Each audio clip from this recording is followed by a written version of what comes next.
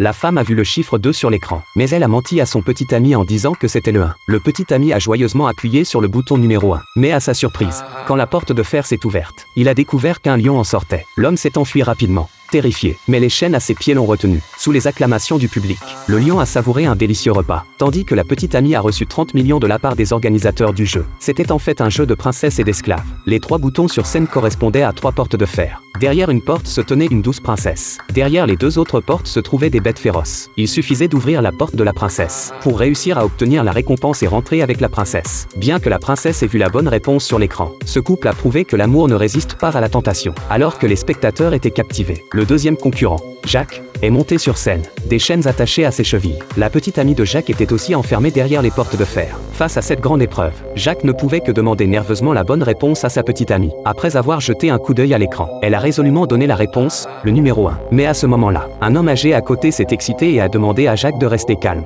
de se rappeler comment elle l'avait trahi. Il a dit que si 3 était la bonne réponse, ce ne serait certainement pas 3. Jacques avait très mal à la tête. En voyant le lion derrière la porte, il s'est senti effondré. Mais à ce moment, le public a commencé à le presser, lui disant de ne surtout pas croire cet homme. Pendant que Jacques réfléchissait, il a soudain entendu quelqu'un appeler son nom.